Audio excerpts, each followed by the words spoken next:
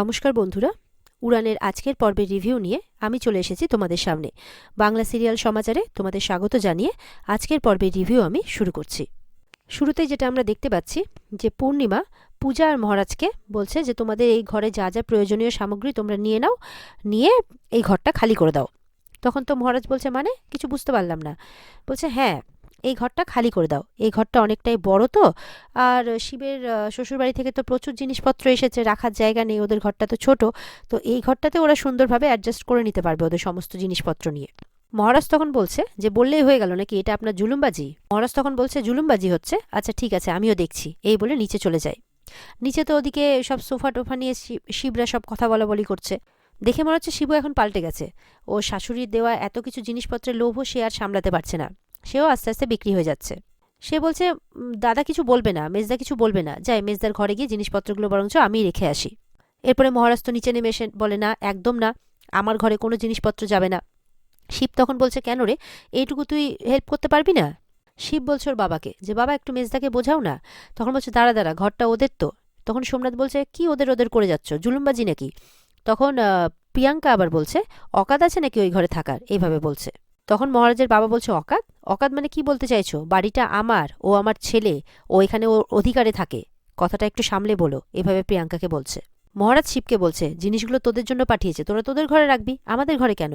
পূর্ণিমা তো খুব জোর করছে যে এবার আর কোনো ব্যাঘাটা দিতে আমি ওকে দেবো না, জিনিসগুলো ওর ঘরেই ঢুকবে। মহারাজ তখন বলছে একবার যখন বলেছি না মানে না। শিব বলছে মেজদা তুই কেন বুঝতে চাইছিস না, আমার ঘরে আগে থেকেই মায়ের দেওয়া খাট, আলমারি, ড্রেসিং টেবিল এগুলো সব আছে, মানে চিয়ার মাকে এখন মাও বলছে। পূর্ণিমা মনে মনে ভাবছে এর মধ্যেই রুমেলা চট্টরাজ আমার ছেলের মনে মায়ের জায়গা করে নিল। মহারাজ বলছে জায়গা না হলে ওটা তো বসার ঘর আছে রাখার জন্যে, এই যে সোফাটা এটা তো বসার ঘরে রাখা যায়। তাছাড়া এই ডিশ ওয়াশার, এটা কি শোয়ার ঘরে রাখার জিনিস? এটা তো রান্নাঘরে রাখার জিনিস। এই ফ্রিজ, এগুলো তো রান্নাঘরে রাখার জিনিস। বসার ঘরে আরেকটা সোফা আছে, বলছে ওই সোফাটা একটু ওদিকে সরিয়ে দিলেই তো হয়ে গেল। তখন মহারাজ নিজেই যাচ্ছে যে এই সোফাটা জায়গা মতো রাখতে আর কি।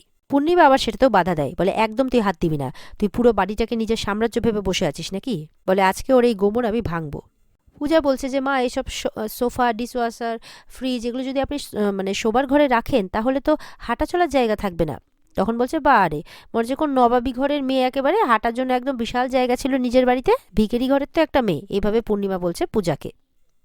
পরে সোমনাথ যখন পূজাকে ভিখিরি বলছে তখন মহারাজ আবার তেড়ে যায় সোমনাথের দিকে। সোমনাথ তো ভয়ে আবার কাবু হয়ে গেছে। মহারাজ বলছে বারবার যেন মনে হয় যে মুখটা খুলেই দিই, কেন যে মুখটা খুলি না আমি এটাই বুঝে উঠতে পারি না। এরপর তো পূর্ণিমা বলছে মহারাজকে থাম তুই এবার, তুই যদি তোর যোগ্যতা অনুযায়ী ঘর পেতিস না তাহলে সিঁড়ির নিচেও তোর ঠাঁই হতো না। মহারাজ বলছে চুপ তো, ধুর, তোমার যোগ্যতার কি বলেছি? তোমার এই দুই ছেলের কি যোগ্যতা আছে? ওরাও তো আমারই মতো, তাহলে কথা শুধু আমাকেই শুনতে হচ্ছে কেন? তখন পূর্ণিমা বলছে চিয়ার যোগ্যতা দেখে তো তুই নিশ্চয়ই বুঝতেই পেরেছিস কার কি যোগ্যতা আছে, তাই বলছি নিজের যোগ্য জায়গাটা ছেড়ে দে। মানে ওর মা টাকা পয়সা দিয়ে বিচার করছে, যেই বাড়ির বউ যত বেশি বড়লোক, যার বাড়ির থেকে যত বেশি জিনিস আসবে সে তত রানীর মতো থাকবে, এরকম একটা ব্যাপার। এরপর পূজা মহারাজকে বলছে ছাড়ো না, ওরা তো ঘর ছাড়তে বলছে না, ওরা বলছে ঘরে শুধু কটা জিনিস রাখবে, ছাড়ো না। মহারাজ বলছে না, আর এটা বলে যে ওরা আমাদেরকে অসম্মান করছে তার বেলা।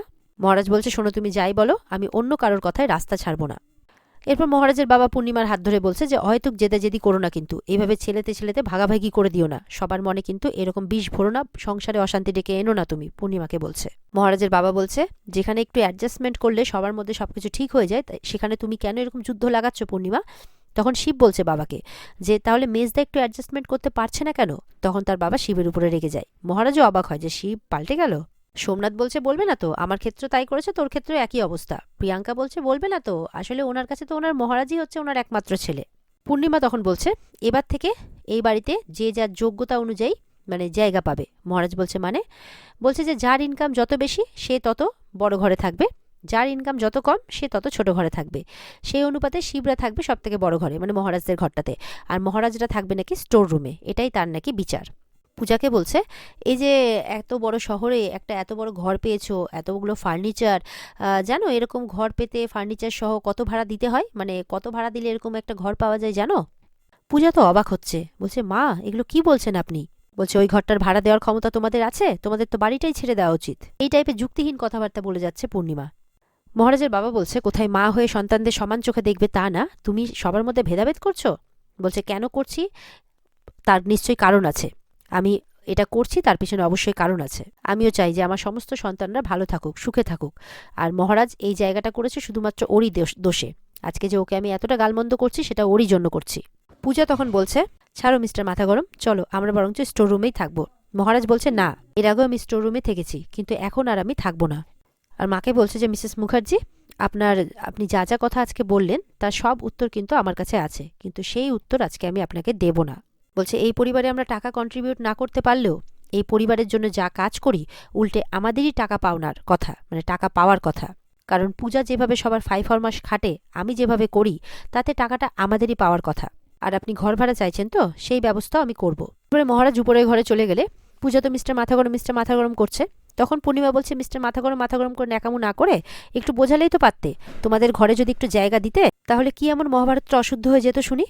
তখন পূজা বলছে, শুদ্ধ অশুদ্ধ আমি বুঝি না, তবে আজকে যেটা হলো, একটা ঘরের জন্য আপনি যেভাবে আপনার ছেলেকে অপমান করলেন, তাতে যে কি ফলাফল হতে পারে সেটা আন্দাজ আমি একটু হলেও হয়তো করতে পারছি। তবে সেটার আগে মানে তখন শ্বশুরমশাই বলছে, তাহলে এবার কি হবে পূজা মা?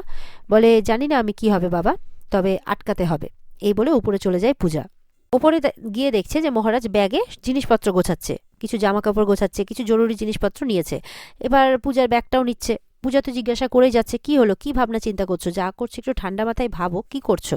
মহারাজ তো কোনো কথা শুনবে না, বলছে ব্যাগ নিয়ে সোজা বলছে, চলো আমার সাথে। গিয়ে কিছুক্ষণ পর দেখা যাচ্ছে তাকে অটোর মধ্যে নিয়ে যাচ্ছে, বলছে আজ থেকে আমরা এখানেই থাকবো। পূজা বলছে, কি, অটোতে করে অ্যাম্বুলেন্সে করে মানুষকে নিয়ে যাওয়া আর এখানে বসবাস করাটা কি এক জিনিস হলো? মহারাজ বলছে, কিছু করার নেই, তুমি না হয় ভেতরে থাকবে, আমি না হয় বাইরেই রাতটা কাটিয়ে দেবো, এরকম ভাবে বলছে। মহারাজ বলছে, তাছাড়া বেশি দিন তো তোমাকে থাকতে হবে না, একবার চার্টার অ্যাকাউন্টেন্টটা পাশ করে যাও, তারপর তো নিজের পথ তুমি নিজেই দেখে নিতে পারবে। পূজা বলছে যে, আচ্ছা, রাত বিরাতে যদি কোনো পেশেন্টের কল আসে তাহলে তুমি কি করবে? আমাকে অটো থেকে নামিয়ে সব জিনিসপত্র নামিয়ে তারপরে চলে যাবে পেশেন্ট আনতে? বলে, তখন আমি একা একাই অন্ধকারে বসে থাকবো, তাই তো? সেটাই তুমি চাও? এরপরে মহারাজ সমাধান খুঁজতে আবার ঘরের ভেতরে চলে যায়। ভেতর থেকে একটা খাটিয়া নিয়ে আসে, সেটা রাখে, তার চারপাশে মশারি টাঙিয়ে দেয়, আর মশারির চারপাশ দিয়ে টুনি বাল্ব লাগিয়ে দেয়। বলে, এই যে হয়ে গেল আলোর ব্যবস্থা, সবকিছুর ব্যবস্থা। পূজা বলছে, তুমি করতে কি চাইছো বলো তো? মশারি খাটিয়ে একটা টেন্ট বানিয়ে দিল, তার ভেতরে ক্যাম্প খাটও আছে, আর কোনো অসুবিধা নয়, এখানে পূজা আরামসে থাকবে। এটাই হচ্ছে মহারাজের বুদ্ধি। এরপরে পূজাকে বলে, নাও তুমি এবার ঘুমিয়ে পড়ো। পূজা বলে, তুমি আসবে না? বলে, মাথা খারাপ নাকি, আমি এই ক্যাম্প খাটে ঘুমোবো? মনে আছে একবার লাথি মেরে ফেলে দিয়েছিলে আমাকে, আর আমি এখানে ঘুমোবো ভাবছো? আমি এখানেই আছি অটোতে, ওই ক্যাম্প খাটের সঙ্গে একটা দড়ি আর কি অটোর সঙ্গে বেঁধে রেখেছে। তো বলছে, চিন্তা নেই, আমি তো কয়েক ফুট দূরেই আছি। বলে, আমার ভয় করছে, মানে পূজা ভাবছে যদি বাইরে থাকতে থাকতে ওর আবার মাথা গরম হয়ে যায়, কিছু একটা করতে হবে, তাই বলছে আমার ভয় লাগছে। বলছে, কেন, এই তো আমি তো কয়েক ফুট দূরেই আছি, ভয় কিসের লাগছে? বলে, তুমি যখন বেরিয়ে যাবে তখন? বলে, তাতে আবার ভয়ের কি আছে, চোর ডাকাত আসবে নাকি? বলে, না, সে আসবে না, কিন্তু যদি ভূত আসে। পূজা বলছে, তখন তুমি এখানে বসে বসে কি করে জানতে পারবে? আর তখন কোন মহারাজ বাহাদুর এসে আমাকে বাঁচাবে শুনি? যদি তোমাকে পাহারা দিতে হয় ওই টেন্টে গিয়েই পাহারা দিতে হবে। মহারাজ বলছে, না, এটা সম্ভব না। বলে, জেদ করছো কেন, যাও ঘুমিয়ে পড়ো, যাও। মহারাজ বলছে, পূজা বলছে, মশারির ভিতরটা কি অন্ধকার বলো তো? বলছে, অন্ধকার? বলে, হ্যাঁ, ঘুটঘুটে। বলে, ও আচ্ছা, মানে চারপাশ দিয়ে কিন্তু টুনির আলো জ্বলছে, পূজা ইচ্ছা করে এসব করে যাচ্ছে। বলে, ঠিক আছে, তারও ব্যবস্থা আছে। দিয়ে মহারাজ আবার ব্যবস্থা করতে বসে। তখন পূজা বলছে, কি ব্যবস্থা করবে রে আবার? আর এখানে আজকের পর্ব শেষ হয়ে যায়। তো বন্ধুরা, এই ছিল আজকের পর্বের রিভিউ। ভালো লেগে থাকলে অবশ্যই চ্যানেলকে লাইক, কমেন্ট আর সাবস্ক্রাইব করে দেবে। আর দেখা হচ্ছে আগামীকালকে নতুন পর্বের রিভিউ নিয়ে। পর্ব যদি ভালো লেগে থাকে অবশ্যই পর্বের ডিটেলস দেখতে গেলে, মানে বিস্তারিত দেখতে গেলে স্টার জলসার পর্দায় চোখ রাখবে। তাহলে আজকের মতো এই পর্যন্তই, টাটা।